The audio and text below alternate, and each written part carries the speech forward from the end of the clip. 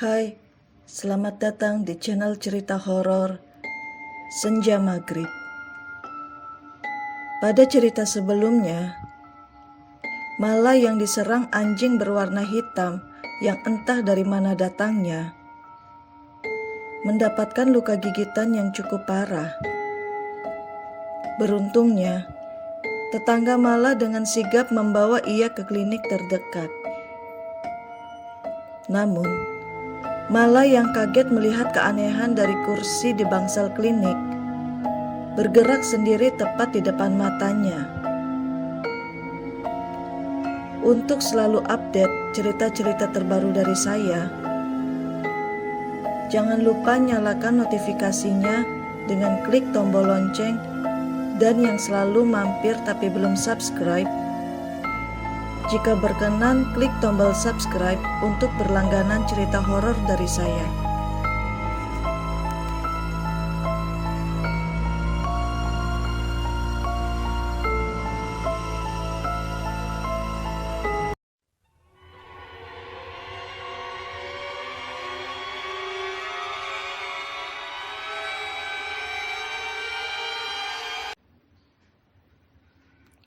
Masih seputar ilmu pelet atau ilmu pemikat.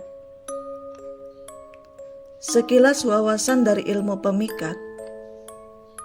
Di tanah Jawa sendiri, ada beberapa jenis ilmu pemikat yang sudah banyak populer dan banyak yang dikenal di masyarakat. Salah satunya yakni ilmu pelet jaran goyang atau misteri cinta dan rindu setengah mati. Konon, ilmu pelet jaran goyang memiliki daya tarik yang sangat kuat, mampu membuat seseorang terpikat dan rindu setengah mati kepada pengguna pelet. Efeknya disebut-sebut mampu mempengaruhi pikiran dan perasaan target, sehingga mereka akan merasa sangat terikat dan cenderung tidak bisa mengontrol perasaannya sendiri.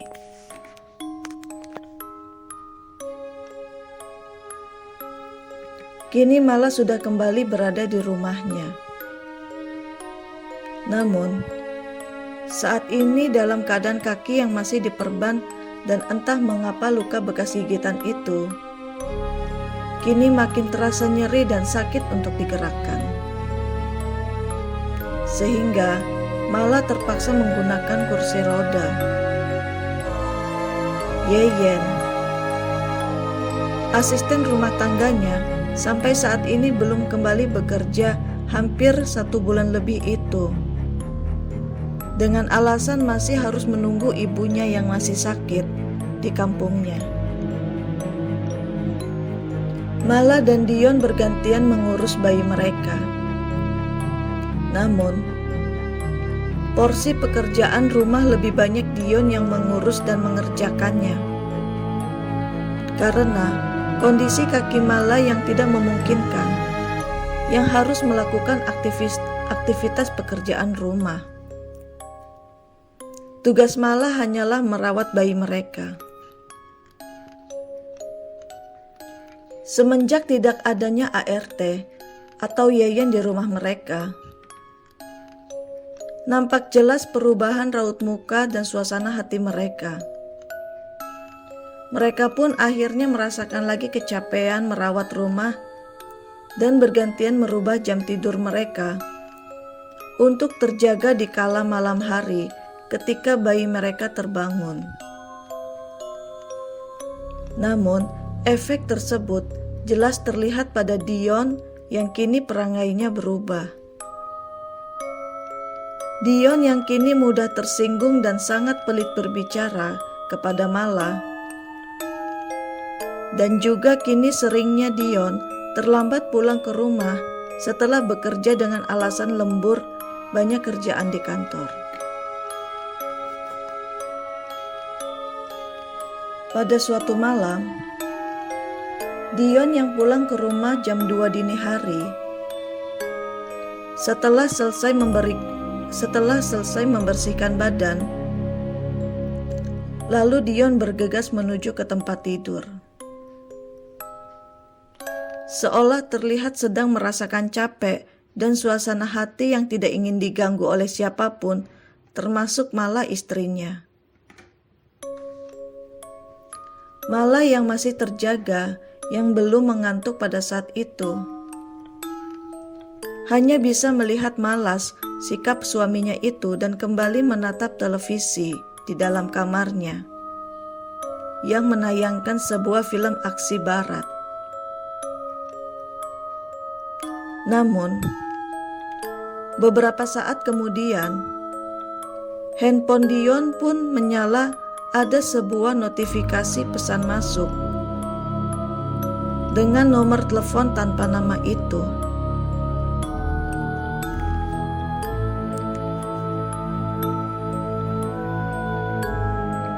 Dalam notifikasi tersebut menampilkan sebuah pesan pendek.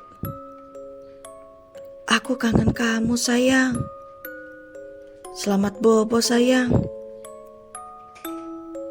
Jelas membuat pandangan mata Mala terbelalak ketika selintas membaca notifikasi pesan pendek yang dari handphone milik Dion. Mala pun mendekat dan membuka handphone milik Dion.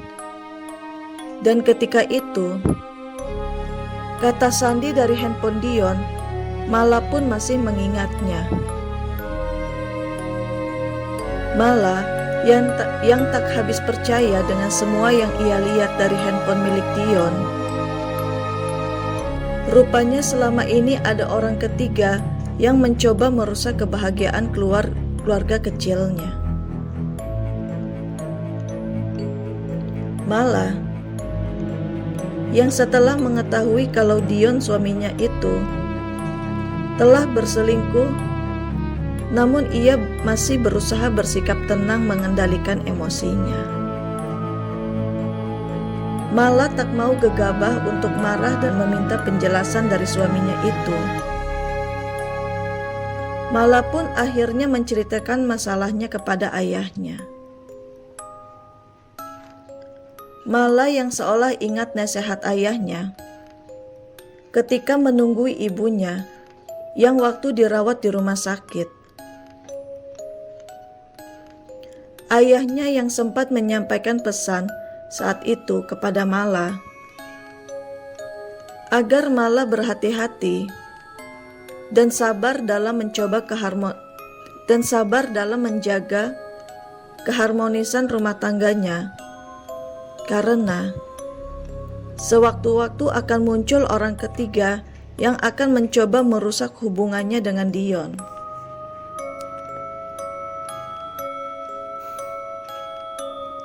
Mala yang saat itu tidak terlalu menyimak nasihat ayahnya, hanya menganggap nasihat biasa saja, layaknya ayah kepada anak putrinya. Namun, kini ia teringat kembali dengan nasihat yang pernah diberikan ayahnya kala itu, dan terhubung dengan masalah yang ia hadapi saat ini.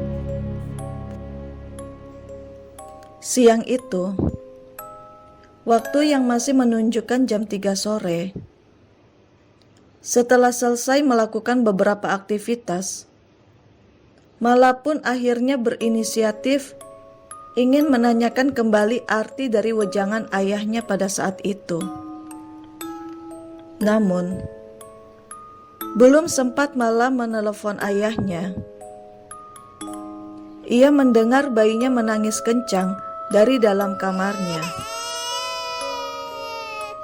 Seketika itu juga Mala yang masih belum terbiasa memakai kursi roda agak kesusahan mendorong kursi roda dengan cepat ke arah kamar tidurnya. Posisi kamar tidurnya yang berseberangan dengan arah dapur. Selintas Mala melihat sosok wanita berambut panjang dengan baju yang menjuntai ke bawah, yang tepatnya itu adalah sosok kuntilanak dengan bola mata berwarna putih polos.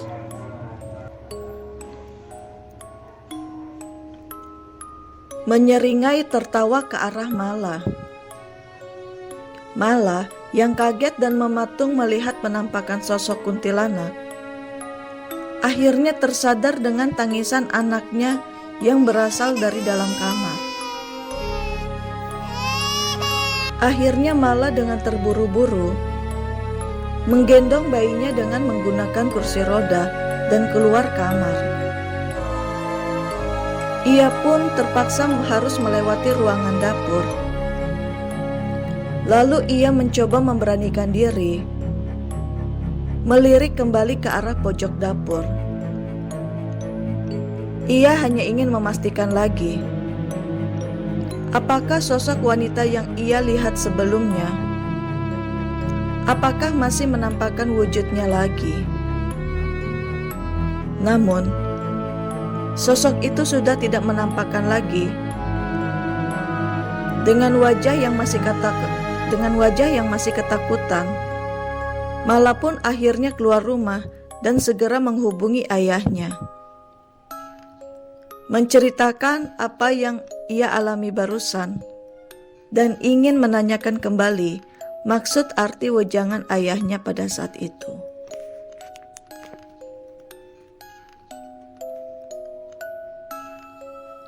Setelah mendengarkan cerita dari Mala sang putri, Pak Zainal, ayahnya Mala, akhirnya meminta Mala untuk mencari suatu benda aneh di dalam rumahnya. Karena Pak Zainal yakin gangguan-gangguan gaib yang dialami putrinya itu pasti ada kaitannya dengan buhul atau jimat yang tersimpan di rumahnya. Sudah seperti biasanya, akhir-akhir ini, Dion yang sering pulang agak larut malam selepas pulang bekerja, Mala pun kini sudah terbiasa dengan perubahan suaminya itu. Ia masih berpikir keras, siapakah orang ketiga yang merusak rumah tangganya itu? Ya Tuhan, siapakah orang ketiga itu? Apakah teman sekantor Mas Dion, Pak Murni? Tanyanya dalam hati dengan berpikir keras, mencari sebuah jawaban dari semua keanehan yang terjadi di rumahnya. Dugaan Mala makin kuat. Kalau Dion suaminya berselingkuh dengan Mbak Murni, bekas tim leader Mala sewaktu Mala masih bekerja di perusahaan yang sama dengan Dion dan Mbak Murni. Semakin berat beban masalah yang dihadapi oleh Mala. Masalah rumah tangganya, merawat bayi mereka yang kini menginjak 1 tahun tanpa bantuan siapapun dan mengerjakan pekerjaan rumah sendirian. Hingga suatu malam, jam yang masih menunjukkan pukul 11 malam, namun Mala yang masih terjaga terlihat sedang menyetrika baju di ruang tengah. Terdengar sayup-sayup suara kidung dengan bahasa Jawa kuno yang Mala tak mengerti. Agak lama Mala menyimak dan mencari dari arah mana suara kidung tersebut. Namun, tiba-tiba keheningan malam itu pecah, dikagetkan dengan jeritan suara baby Nisa. Bersamaan dengan suara tangisan bayi itu, terlihat jelas oleh Mala. Perabotan di dapurnya mendadak goyang dan berjatuhan, seperti terjadi gempa. Mala yang bingung dan takut dengan keadaan saat itu, ia pun segera menuju kamarnya dan menggendong bayinya dengan menggunakan kursi roda. Dan ia pun segera keluar rumah. Dengan kondisi tengah malam yang sunyi dan hening, Mala pun akhirnya bisa mengontrol rasa takutnya yang luar biasa itu. Ya Tuhan, kemana sih Mas Dion? Ditelepon dari tadi kok nggak diangkat-angkat ya? Ucap Mala dengan sedikit agak kesal dengan suaminya itu. Ia pun akhirnya terpaksa menelepon kedua orang tuanya. Tak lama setelah mendapatkan telepon dari putrinya itu, akhirnya Pak Zainal dan istrinya, yang memang tidak begitu jauh jarak antara rumah mereka dan rumah Mala, yang kurang lebih sekitar 1 jam, akhirnya tibalah mereka, yakni orang tua Mala, di rumah Mala dan Dion. Pak Zainal, yang kebetulan seseorang yang aktif sholat berjamaah dan suka memberikan kajian di masjid lingkungan rumahnya, sedikitnya tahu soal buhul atau ilmu santet dan sejenisnya. Dan begitu memasuki rumah putrinya, Pak Zainal langsung merasakan energi negatif yang besar dari rumah putrinya itu. Dari sudut pandang Pak Zainal, dia bisa merasakan ada suatu buhul yang sengaja disimpan oleh seseorang di rumah putrinya. Waktu Mala yang sedang menunggui ibunya, yang ketika sedang dirawat di rumah sakit itu, sebetulnya Pak Zainal sudah melihat aura putrinya yang sedikit berbeda. Namun, Pak Zainal tidak dapat mengatakan secara langsung dugaannya itu. Ada buhul yang disimpan di rumahmu. Ini jelas buhul pemikat lawan jenis atau pelet. Ada yang ingin merebut suamimu, Nak. Ucap Pak Zainal yang sedang menjelaskan kepada putrinya tersebut. Mala yang kaget mendengar penjelasan ayahnya itu, tiba-tiba teringat dengan beberapa pesan mesra dari nomor yang tidak dikenal atau tanpa nama. Dan Mala merasa dugaan kuat pada teman kantornya, yakni Mbak Murni. Namun, tiba-tiba Pak Zainal menanyakan sesuatu yang di luar dugaan Mala. Dan Mala pun kaget dan bingung, mengapa ayahnya menanyakan sesuatu yang sangat di luar dugaan Mala.